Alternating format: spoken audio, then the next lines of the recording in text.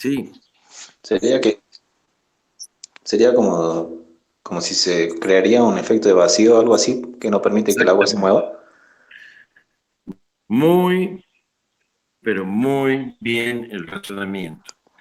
Al tener yo esta tapa cerrada, no dejo salir el aire que está dentro de esta botella. Por lo tanto, empuja el agua, pero no puede pasar a ocupar totalmente el espacio de esta botella o nivelarse entre las dos botellas. ¿Sí? En parte, si esto sería mucho más grueso, sí pasaría, porque hubiera parte del aire de acá iría caminando hacia la otra botella, todo, podría haber un pasaje de líquido. Pero suponiendo que es muy chiquitita la manguera de acá, no va a pasar el aire de la botella chica a la grande. Ahora, en realidad, olvidémonos de todas las tapas. Al abrir, ¿qué pasa? Ocurre lo de esta foto. Comienza a pasar el agua de una botella hacia la otra. Por la Y la presión pregunta, del ambiente. ¿cómo? Por la presión del ambiente.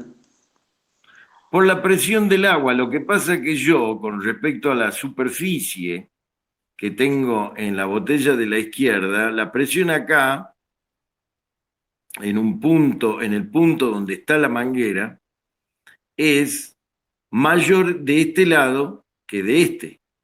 Fíjense la fórmula, ρGH. Acá el H es pequeñito, acá el H es mucho más grande, entonces la presión en la boca de esta manguera es mayor de este lado que de este otro. ¿Sí o no? Sí. Perfecto. Y eso provoca el movimiento del agua de un lado de una botella hacia la otra. Ahora, este movimiento va a continuar hasta que, aplicando la fórmula en las uniones de esa manguera, el ρGH sea igual. Y si nos fijamos acá, el H aquí es igual que el H acá. Por lo tanto, el equilibrio del líquido dentro de las botellas estaría graficado por esta imagen. ¿Por qué? Porque en este, supongamos que la manguera estuviera mirando más abajo, fuera al fondo de esto y un poquito más arriba donde está esto. No fuera horizontal la manguera. Perfecto, pero igual las presiones, ¿sí? A distintas alturas van a ser siempre las mismas. Si bien acá abajo la presión es más grande y acá es más chica, si no fuera horizontal la manguera, estaría equilibrada, generando que no pase ni más líquido de acá para acá ni de acá para acá. Ahora, si la velocidad con que se produce el pasaje del líquido de un lado al otro es muy grande, ¿qué va a pasar?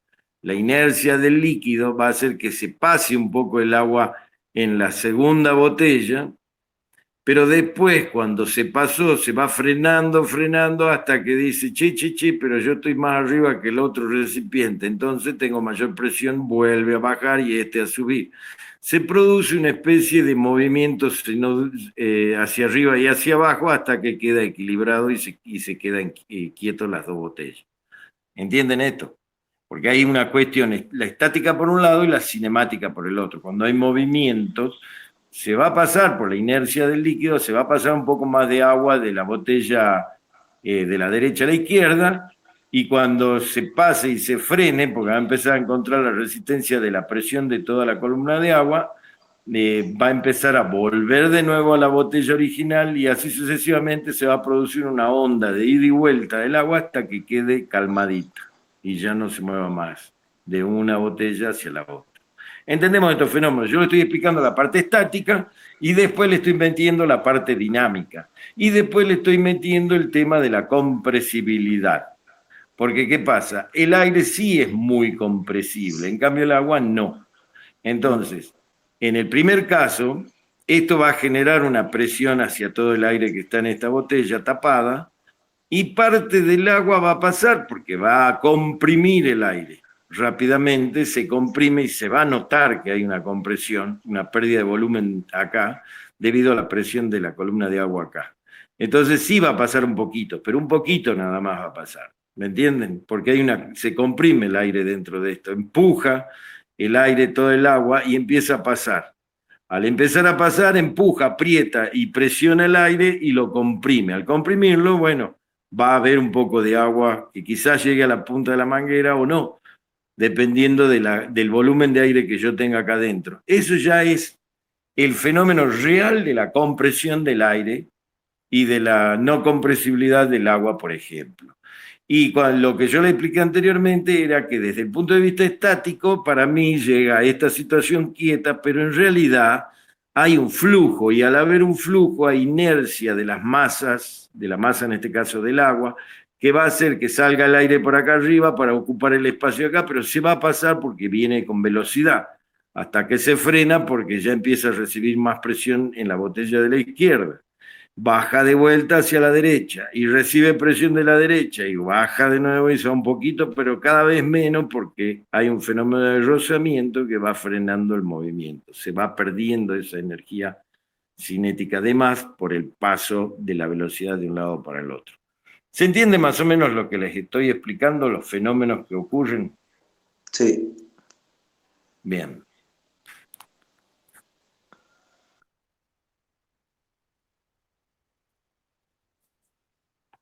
¿Qué otra cosa más? Bueno, les dije que el tema de la aplicación del sifón, lo vean ustedes, ¿sí? Tranquilo. Y el tema del nivel estático y el nivel piezométrico. Eso que yo les estaba explicando es muy aplicable en este caso. Un tanque de distribución de una ciudad. Acá no tenemos tanque de distribución, muchos.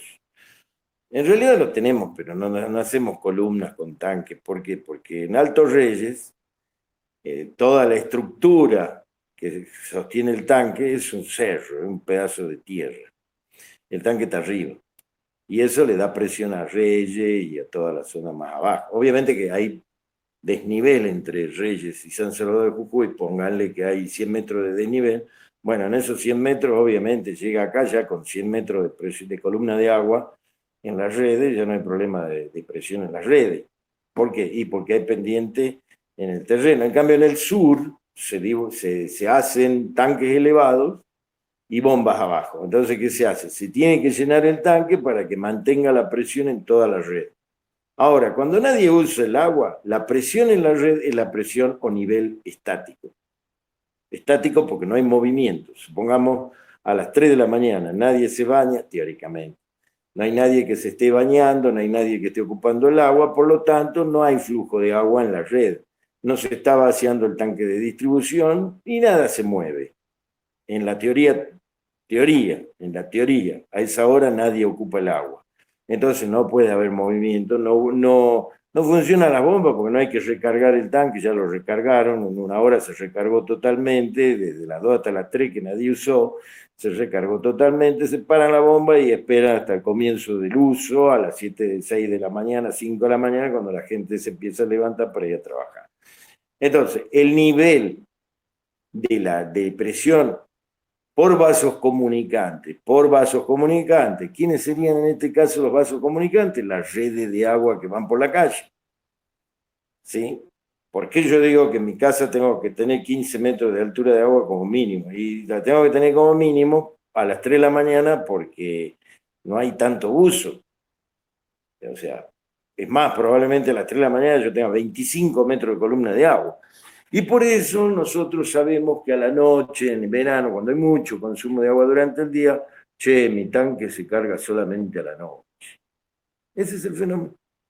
Sucede que la presión del agua durante el día cae violentamente porque hay mucho uso y las pérdidas en las cañerías son muy grandes y toda esa energía de presión que está allá en el tanque allá arriba se va perdiendo porque hay mucho consumo. La velocidad con la que pasa el agua por las tuberías es grande, genera mucho rozamiento y pierde esa presión el agua, de modo tal que por ahí en mi casa, por ejemplo, qué sé yo, en verano, durante el día no se me carga el tanque porque está a 13 metros de altura. O sea, yo no tengo presión de 13 metros.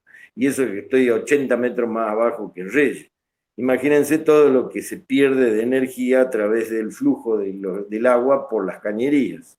Se está perdiendo 90 metros de presión de agua por el flujo, la velocidad con la que el agua pasa por todas esas cañerías hasta llegar a la ciudad.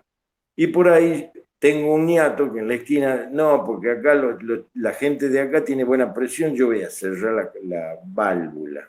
Entonces te cierra la válvula. Y la válvula al cerrarte, ¿qué pasa? Acogota la cañería, genera más pérdida y pasa menos agua.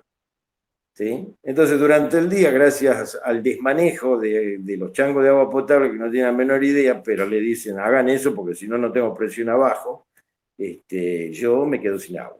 ¿Sí? Y eso que estoy en la parte más alta de la ciudad. Pero yo me quedo sin agua. Es otro el tratamiento que hay que hacer. El tratamiento que hay que hacer de las cañerías es otro. Hay que buscarle la forma, de vez en cuando hay que cambiar los acueductos, porque obviamente va creciendo la ciudad y va creciendo el consumo. Entonces hay lugares donde realmente hay que o cambiarse el acueducto o ponerse un refuerzo de acueducto. Entonces, bueno, ahí lo que yo puedo ver es que el nivel piezométrico varía ya durante el día. Va cayendo y sube de nuevo cuando no hay consumo, hacia el nivel estático, cuando hay cero consumo. El estático dice estático, no hay consumo. Bueno, ahí sí yo tengo la presión uniforme desde el tanque a toda la ciudad, pero no tiene que haber una gota de consumo en las cañerías, ¿sí? Y es más, puede ocurrir de que algunas cañerías, en ese caso, exploten. ¿Por qué? Y porque sí, porque resulta de que si yo tengo una cañería calidad 6, como se dice, presión normal 6, significa que aguanta hasta 6 kilos por centímetro cuadrado de presión. Pero si yo tengo una columna de agua de 80 metros, porque es la altura estática a la noche respecto de la reserva de la ciudad, de la cañería que pasa por la puerta de mi casa, está a 80 metros de columna de agua y ya murió, porque aguanta hasta 60 metros de columna de agua. ¿Me entiendo?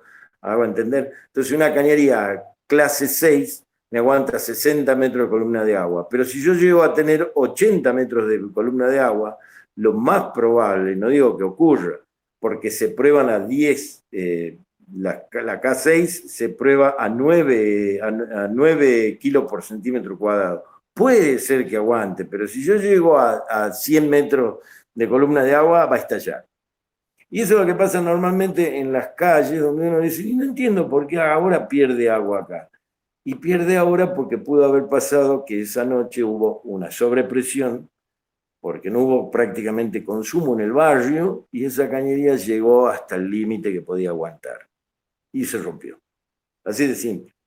Bueno, eso es lo que no hay que manejarlo de otra manera, porque yo si cierro válvula, provoco pérdida bajo la presión, todo perfecto. Pero a la noche no hay forma de que eso ocurra. ¿Por qué no hay forma? Porque por más que yo lo tenga acogotada la válvula de la esquina de mi casa, el agua como no fluye no genera pérdida. Y si no genera pérdida, se transmite por vaso comunicante la presión en todos los lugares. Y al transmitirse en todos los lugares, esa cañería va a explotar. Va a explotar porque va a llegar a tener la columna de agua arriba que no soporta, que tiene un valor muy elevado y ya no lo soporta desde el punto de vista físico y se revienta la cañería. Y eso es lo que está ocurriendo en toda la ciudad. ¿Por qué? Porque no se maneja como corresponde desde el punto de vista hidráulico las redes de distribución de agua de la ciudad. Bueno, ahora dense cuenta de que esta historia no es para cualquiera. Hay que estudiar el tema. No se puede largar uno a tirar una manguera, un caño y decir, no hay problema, cogotalo acá, ya está, cerró un poco porque hay mucha presión. El cierre de una válvula no baja la presión. Baja la presión únicamente cuando hay flujo de agua. ¿Estamos? Funciona en la dinámica, pero en la estática no funciona porque hay una comunicación. Y si no hay flujo de agua, no hay pérdida. Y si no hay pérdida, la presión es toda la presión. ¿Estamos? Ocurre, como en el caso de las dos botellas. Si están abiertas, el agua llega a su equilibrio y la manguera que une las dos botellas tiene que bancarse el rojeache que tiene. Se la tiene que bancar. ¿Sí?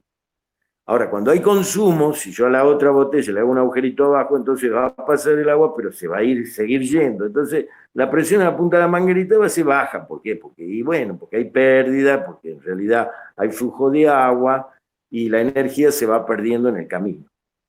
Pero cuando hablamos de energía, cuando hablamos de presión estática, es cuando tenemos problemas en las cañerías.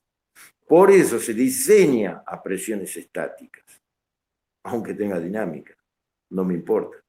La dinámica, ¿para qué se diseña? Y se diseña para que en función del consumo yo le dé el diámetro necesario para que a todo le llegue presión en el momento en que hay flujo. Yo lo estudio en el flujo. Pero también lo tengo que verificar en el momento en que no hay flujo, cuando está estático. Si no se me pasa la capacidad de la cañería aguas abajo de mi instalación. Lo mismo, esto que le estoy diciendo, es aplicable, lo mismo, por eso estamos estudiando esto, es aplicable a un penstock, lo que se llama, ahí Joel subió un video, está muy bueno, para que le peguen una juneteada, lo miren bien, quiero que todos lo miren a ese video, está muy piola, habla de cómo se hace una central, inclusive acá en el país, Pampa Energía, no sé, la hizo, qué sé yo, la está haciendo, no sé cómo es la historia. Ahí hay muchas cosas para observar y yo quiero que ustedes me digan cómo funciona eso, si les pareció bien, si así es, si puede ser o no puede ser y su opinión sobre eso. El penstock en inglés, le doy el nombre porque esto también es importante saberlo en inglés, no solamente en castellano. Viene a ser la tubería forzada. Anoten por ahí, tubería forzada. Es la tubería que viene desde la cámara de carga hasta la casa de máquinas. Este en el caso de una central hidroeléctrica, ¿sí? Bueno, el penstock ese o la cañería que baja de la cámara de cargas tiene que aguantar la presión estática. ¿Y cuál es la presión estática?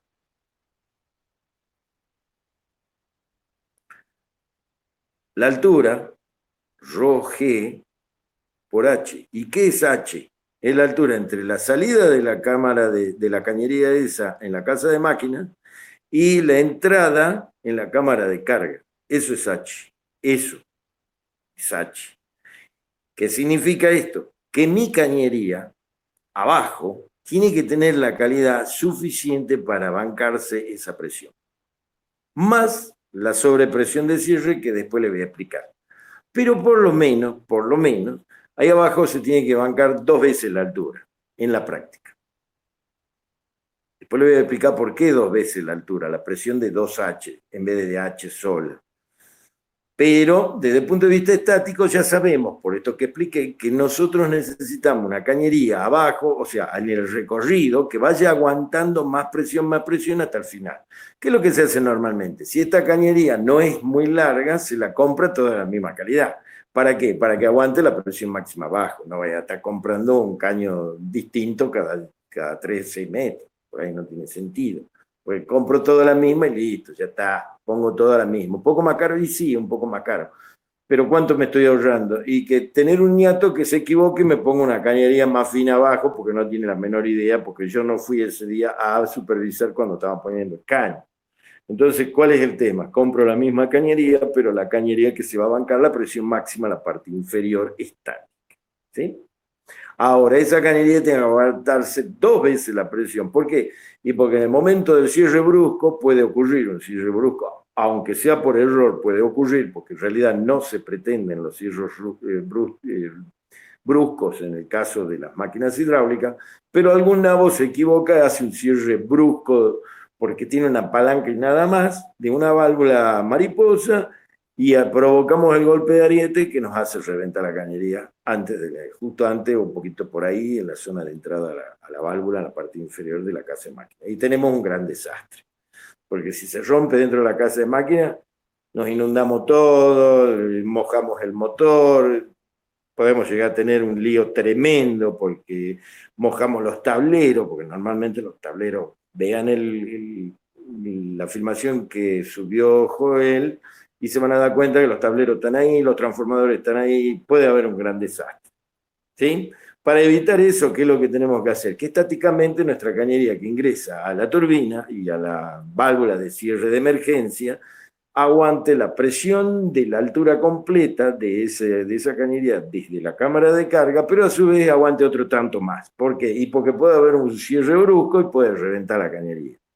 Perfecto. Esto desde el punto de vista práctico nos está dando ya herramientas para comenzar a pensar en que podemos diseñar sin errores un mini aprovechamiento hidroeléctrico.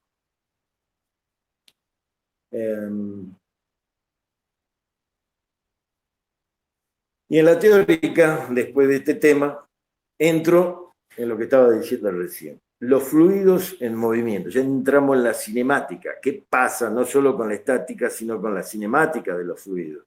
¿Cómo se comportan los fluidos cuando hay movimiento? Cada vez que consumimos aguas en nuestras casas, la hacemos fluir. Corresponde entonces considerar las propiedades de los fluidos en movimiento. Para empezar, tomaremos como referencia un fluido cuya densidad no depende de la presión. Este fluido se denomina incompresible. Estamos entendiendo que teóricamente el agua es incompresible, o sea que no se puede comprimir, no puede cambiar su volumen. Un dado volumen, por más que yo lo apriete en un émbolo, no va a cambiar su volumen, va a mantenerse igual. El modelo que utilizamos es bastante simple y representa con buena aproximación para muchos casos reales, caso del agua. Con este modelo de líquido incompresible podemos hacer compresible una buena parte de la fenomenología de los fluidos. Es un trabalengua. Con este modelo de líquido incompresible podemos hacer comprensible, en este caso, la N, una buena parte de la fenomenología de los fluidos. Comenzamos con la ecuación de continuidad. Supongamos un conducto como el que hemos usado para la demostración sencilla de un par de vasos comunicantes que tienen una sección transversal variable y por donde circula un fluido que siempre llena la sección. La ecuación de continuidad se refiere a la aplicación del principio de conservación de la masa al flujo del fluido. Y bueno, hay un precepto fundamental. Yo tengo una manguera, ¿sí? No tiene pérdida, sí. La cantidad de masa que pasa al comienzo es igual a la cantidad de masa que pasa en la unidad de tiempo por cualquier sección y al final, ¿sí o no? Sí. Perfecto, porque si no, en algún punto estaría entrando más agua o en algún punto se estaría escapando el agua. Hemos dicho que no está pinchada. Entonces, cada centímetro cúbico al principio de la manguera es, cuando fluye, es la misma cantidad de centímetros cúbicos que sale en la punta de la manguera. Si no, no habría continuidad, no habría conservación de la masa, no habría conservación del fluido. Entonces, la ecuación de continuidad, ¿qué es lo que te dice? Lo que recién nos estábamos dando cuenta que siempre hemos entendido. No se crea ni se transforma la materia, o sea, lo que entra por la punta de la manguera sale por la otra punta, en algún momento va a salir. No es que entra más materia a la manguera o sale materia del medio de la manguera. Si estamos diciendo que no tiene pérdida, no puede salir una gota de agua de la manguera. Entonces no puede haber transformación, no puede haber aparecimiento de materia ni desaparecimiento de materia. Entonces, tomemos como objetivo conocer la velocidad con la que el fluido pasa por una sección B, sabiendo la que tiene en la sección A. La ecuación de continuidad surge de aplicar el principio de que la masa de fluido que entra por A debe salir por B. La masa no se crea ni se destruye durante su flujo. ¿Sí? Este es el principio elemental. Nosotros lo tenemos encerrado en una cañería, es obvio. No hay creación de materia ni desaparición de materia. Entonces, lo que entra por una punta de una manguera tiene que ser igual a lo que sale por la otra. ¿Sí? Teniendo en cuenta las particularidades, ¿no? Porque si yo abro la manguera, yo sé que lo que está saliendo, yo mido lo que está saliendo a la punta de esta manguera como volumen, por unidad de tiempo, caudal, y es lo mismo que está entrando a la otra punta de la manguera. Eso es obvio, porque si no, alguien estaría creando masa, o en algún lugar se estaría desapareciendo masa, lo cual es imposible. Entonces, una pequeña cantidad de masa, delta de masa, cuando yo hablo de un delta, hablo de una pequeña porción física de masa, pero pequeña. Esto ya tiene que ver con la teoría del límite, me estaría metiendo en la matemática medio complicando la historia. Pero una pequeña masa, de variación de masa o pequeño pedazo de masa de fluido que pase por A en la unidad de tiempo es variación de masa igual a la densidad por la variación de volumen. ¿Por qué? Y esto sucede que sale de la fórmula del peso específico, ρ. es igual a masa sobre volumen. Ahora, si no estoy hablando estoy hablando de un delta de masa, una pequeña parte de masa, y estaría hablando de una pequeña parte de volumen, porque el ρ no es pequeña parte o gran parte, es la definición. Estamos hablando de agua, el ρ es 1. Es único, no varía. Entonces, si varía un poco la masa es porque varía el volumen. ¿Estamos? Lo que se mueve en la fórmula del ρ, cuando hablamos de un líquido, es la masa o es el volumen. O son las dos cosas, porque están vinculadas a través de la constante ρ, que es el peso específico, la masa específica de ese fluido. Entonces, una pequeña variación de masa, desde el punto de vista de la fórmula del peso específico, implica o es igual a una variación de ¿quién? Del ρ por el volumen, una variación del volumen de esa masa multiplicada por su masa específica. Perfecto, pero volumen, ¿cómo lo puedo escribir en un caño? Un caño es un tubo, es redondo y tiene una sección circular y tiene una longitud. Entonces, sección por longitud es volumen. O sea, si el tubo es cuadrado, la sección tiene otra fórmula, pero es sección por longitud. Entonces, reemplazo el volumen por la sección y por el espacio. ¿Sí? Porque yo tengo una sección, un caño de igual sección, y en un cierto tiempo recorrió o hay un cierto volumen. Entonces, el delta B lo puedo reemplazar como delta S por delta L, ¿sí? Una variación de longitud y una variación de sección. Ahora, como la sección no varía, lo que puede variar es la longitud. Ahora, la longitud también la puedo expresar por una cuestión simple de la cinemática, espacio igual a velocidad por tiempo. ¿Sí? Si yo multiplico la velocidad por el tiempo, me da el espacio. Bueno, entonces reemplacemos eso, de modo tal que la longitud, el delta L, me quede como B1 delta T. Y de esa manera queda que la variación de la masa es igual a la densidad por el área 1, por la velocidad 1, que es constante en la sección aproximadamente, y por la variación del tiempo, la ecuación 9, que está ahí. Establecimos que en A la sección es A1 y la velocidad del flujo es B1. Esta misma cantidad de masa pasará por B, sección A, sección A2 y velocidad B2. En el mismo tiempo, y puesto que consideramos al flujo incompresible, también pasará el mismo volumen. Va a pasar el mismo volumen en la unidad de tiempo. Entonces, ahí vuelvo a aplicar los mismos pasajes y definiciones y llego a la variación de masa e igual a ρ por A2, B2 por delta T. Y estamos hablando del mismo tiempo. Entonces, estos delta T son idénticos. ¿Y la variación de masa cómo es? Y si es incompresible, es igual. Entonces, me queda igualando en esos dos casos, la igualdad está entre 9 y 10. ¿Por qué? Porque las masas que pasan por A es la misma que pasa por B. He dicho eso, no hay compresibilidad. Entonces se tiene que cumplir que la masa que pasa por A es igual a la masa que pasa por B.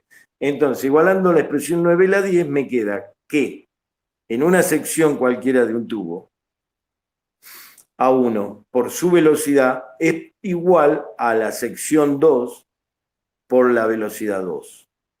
¿Vieron en la máquina hidráulica que S1 por L1 era igual a S2 por L2?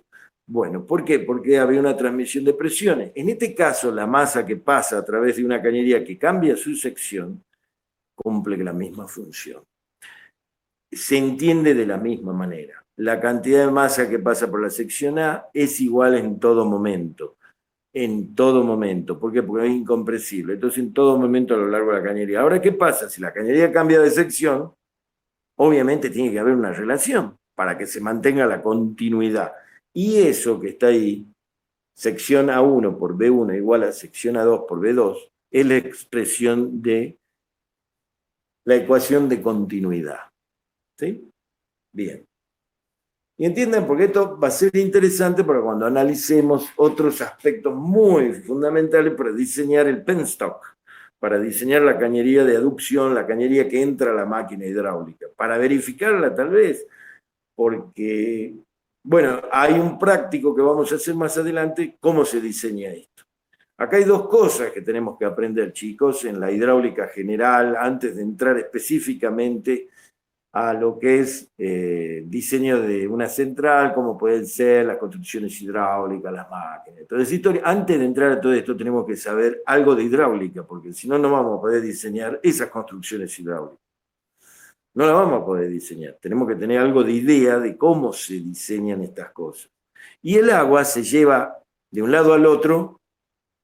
¿Quién tiene idea cómo se lleva el agua de un río a una central?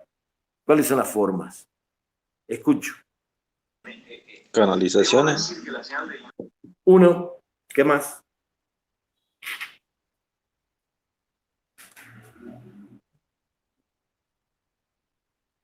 Por la lluvia. No. Eso es un flujo superficial, no me sirve, porque ¿dónde está la energía? Yo necesito juntar energía para entregarle a una máquina hidráulica. ¿Cómo la llevo? Con canales, bien, está bien, canales, perfecto. ¿Qué más necesito sí o sí? El famoso penstock. La cañería de aducción, la cañería que va de la cámara de carga a donde llega por un canal y de ahí baja a la central. Bueno, entonces tengo que conocer dos formas de cálculo y diseño previo a pensar en la parte de máquina y de toda la historieta de una mini central. Tengo que saber cómo llevar el agua. Entonces yo sé que hay dos formas de llevar el agua prácticas. Una, el caño. Necesito un caño.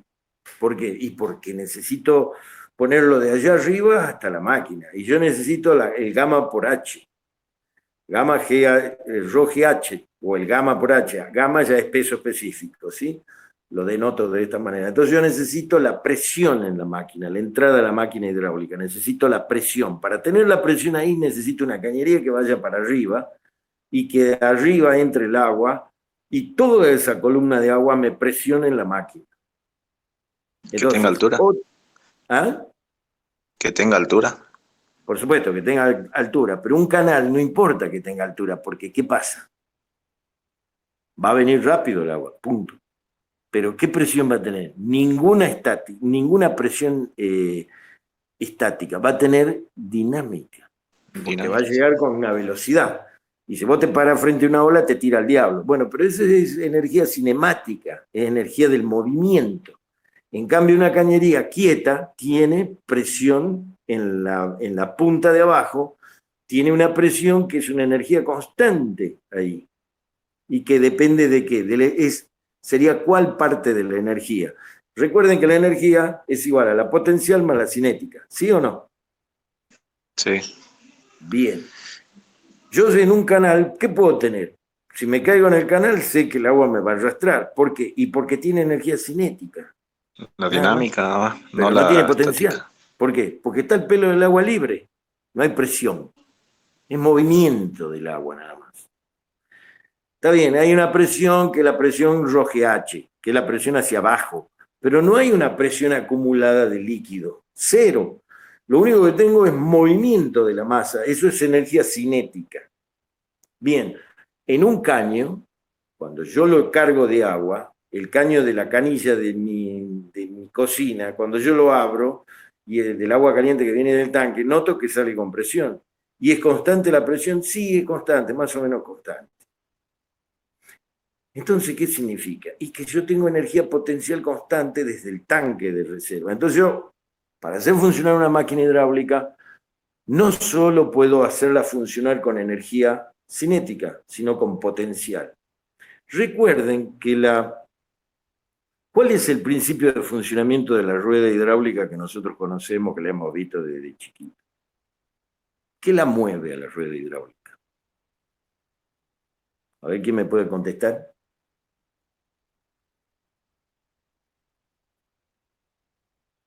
Es la máquina hidráulica más vieja, la número uno de las máquinas hidráulicas, la primera que se diseñó de las hidráulicas. ¿Junto con cuál primera se diseñó la rueda hidráulica?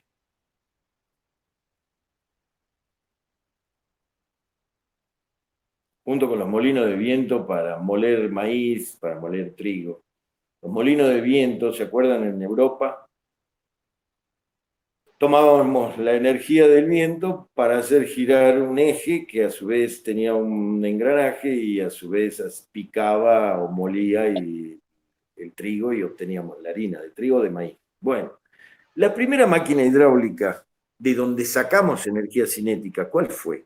La rueda hidráulica. ¿Y basado en qué energía del agua funcionaba la rueda hidráulica? Pregunta, ¿ustedes se imaginan la respuesta de eso? Potencial, la que venía en movimiento. Potencial.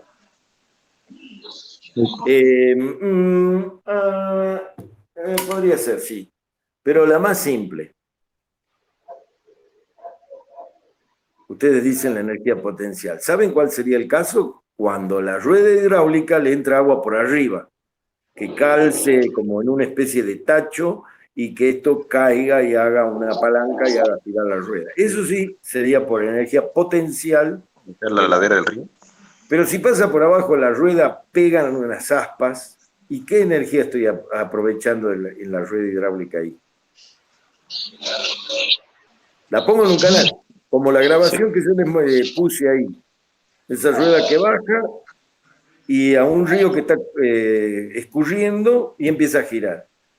¿Qué energía hace girar esa rueda? ¿La potencial? ¿Ah? La cinética de la masa del agua. Exacto, la cinética de la masa del agua. Bueno, en un canal, chicos, lo único que disponemos es energía cinética, no potencial. La potencial la vamos a disponer en una cañería forzada, en el famoso penstock. Toda la energía del canal para llegar hasta la cámara de carga la hemos perdido. ¿Estamos? Ese desnivel entre la captación y la cámara de carga lo hemos tirado a la basura. Desde el punto de vista hidráulico, lo hemos tirado a la basura.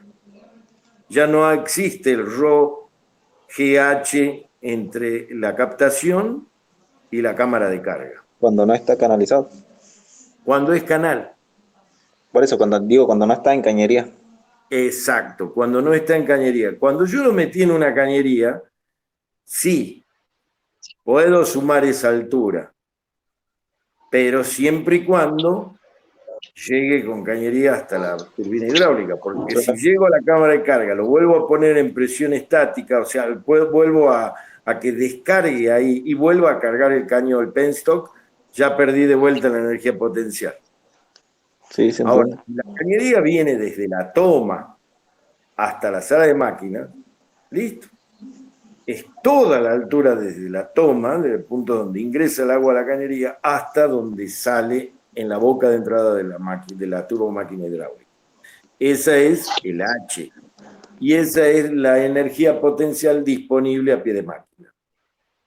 Ahora, cuando yo tengo un canal, la pierdo la energía esa. Lo único que estoy haciendo con el pequeño desnivel es darle una pendiente como para que la sección sea lo suficientemente inclinada como para que el agua fluya. Nada más. Nada más. Entonces, pierdo un desnivel, no mucho, pero lo pierdo porque lamentablemente eso está a presión atmosférica. No me sirve todo el desnivel que haya entre la cámara de carga y la toma si es un canal el que me transporta el agua. ¿Estamos claros hasta ahí? ¿Entendemos? Sí. ¿Alguien no entiende que le explico de nuevo? ¿O le explico de otra forma? Bien. Entonces, como dije,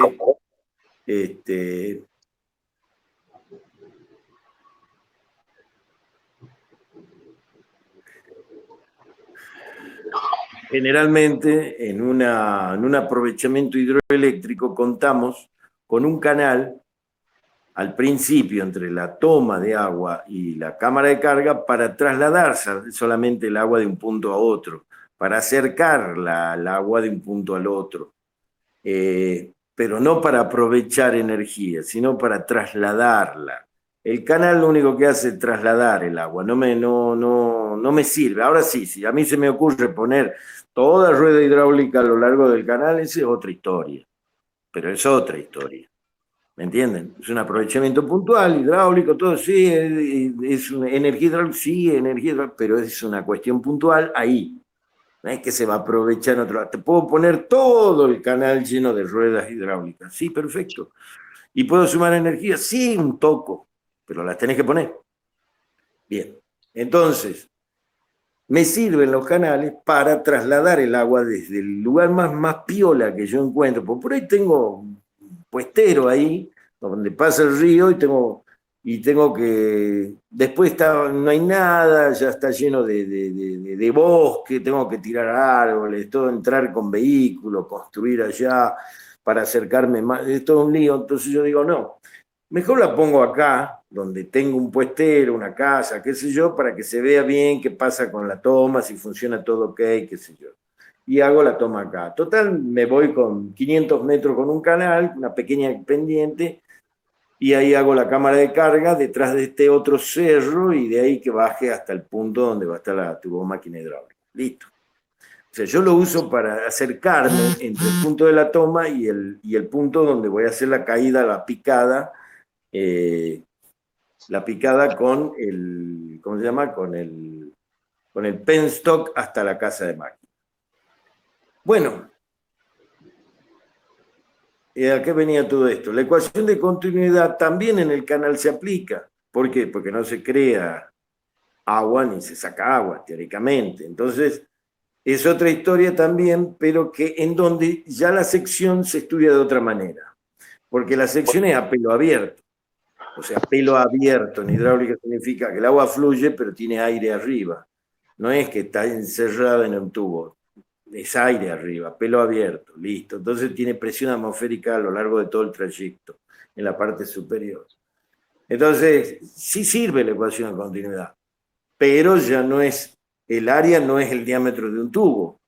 ¿Qué es el área? Ya se transforma en otro concepto que lo vamos a estudiar en su momento. No es complicado, para nada de complicado es el diseño de canales. No nos vamos a complicar la vida con eso. Hay secciones de todo tipo, imagínense canal trapezial, canal cuadrado, rectangular, circular, y todos tienen sus formulitas ya estudiadas de cómo se hace la determinación de las velocidades, caudal y toda la historia por sección. Ujú. No es muy complicado, pero tenemos que entender estos conceptos que hemos estado viendo como la ecuación de continuidad, que es muy importante para entender el funcionamiento hidráulicamente de una sección de un canal o de la sección de una cañería. Bueno, fíjense una cosa, ahí dice, la igualdad de las ecuaciones 9 y 10 lleva a la ecuación de continuidad, donde la sección A1 por la velocidad 1 es igual a la sección 2 por la velocidad 2. Si definimos, no definimos, si nos fijamos bien, el producto de A por B tiene las siguientes unidades. A sección metros cuadrados, ponele, y velocidad metros por segundo en el sistema internacional. Entonces, si multiplicamos A por B, tenemos metros cuadrados por metro, en el numerador tenemos metros cúbicos. Y en el denominador, ¿qué tenemos? Segundo, velocidad A. Entonces estamos diciendo que es volumen en la unidad de tiempo. ¿Y a qué se le llama volumen en la unidad de tiempo? Justamente al caudal Q. En hidráulica, el caudal es por definición, no está dicho ahí, pero es por definición, volumen por unidad de tiempo. Y es uno de los valores más importantes que debemos aprender a determinar en un conducto o en un canal. ¿Cuál es el caudal? Y es el que nos marca. Porque yo cuando tengo un aprovechamiento voy a definir un caudal que tengo que llevar a la casa de máquinas con el que tengo que diseñar la micro o la turbina hidráulica, etcétera, etcétera. Es el caudal el dato fundamental, más la presión, pero el caudal. ¿Por qué? Porque la potencia, como ya vimos en primer año, es 8QH. ¿De qué depende la potencia de un aprovechamiento hidráulico? Depende del caudal y de la altura. La altura es la parte de la energía potencial y el Q es la parte de la energía cinética. Entonces, Q es caudal en hidráulica y es volumen por tiempo. por definición. Entonces, como la unidad de medida de una superficie es el metro cuadrado y la velocidad el metro por segundo, entonces la unidad de medición del caudal es el metro cúbico por segundo y representa el volumen de fluido que pasa por una sección por unidad de tiempo. Q es igual a B sobre T. Bien, a esto le vamos a adicionar otra cosa. Volumen, ¿cómo se define? A por B.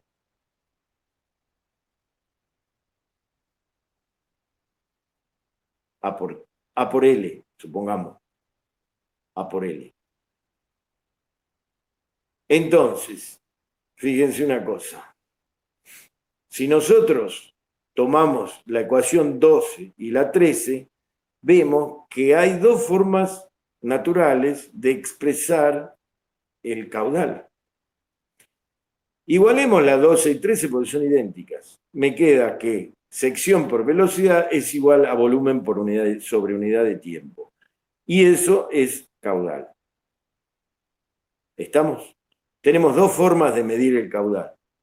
Y eso es una pregunta de examen. ¿Cuáles son las dos formas de medir el caudal? ¿Volumen por unidad de tiempo o sección por velocidad? ¿Estamos?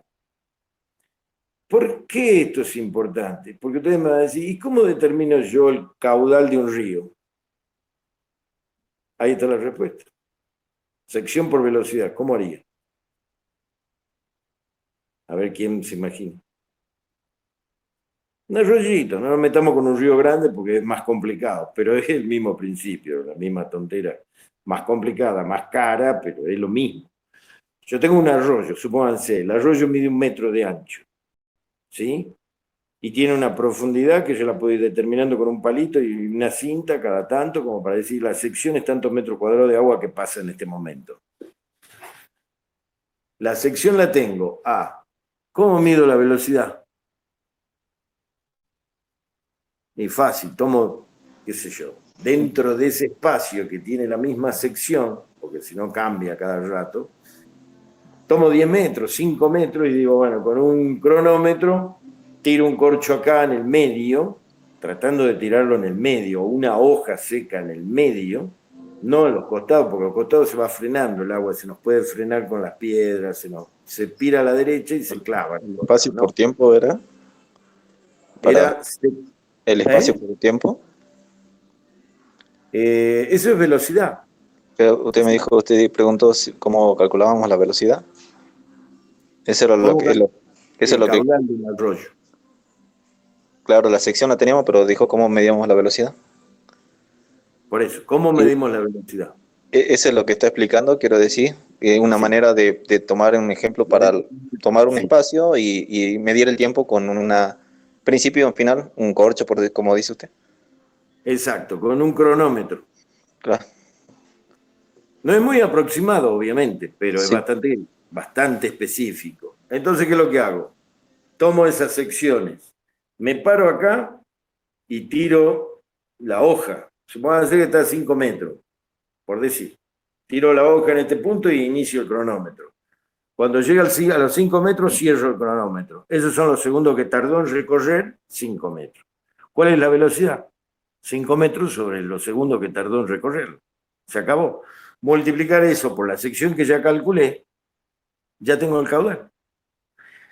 Este caudal es instantáneo, es en este momento, hoy, de acuerdo a la lluvia que hubo para atrás. Ahora, ¿cuál es el dato que yo necesito?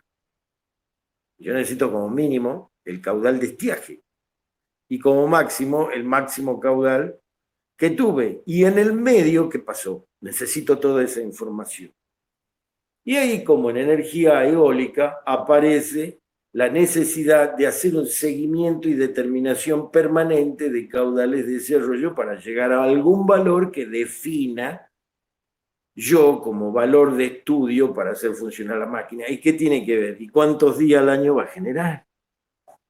El caudal que yo elija me tiene que permitir generar a lo largo de mayor cantidad de días del año. ¿Por qué? Porque si yo genero, tomo el caudal de la época de lluvia.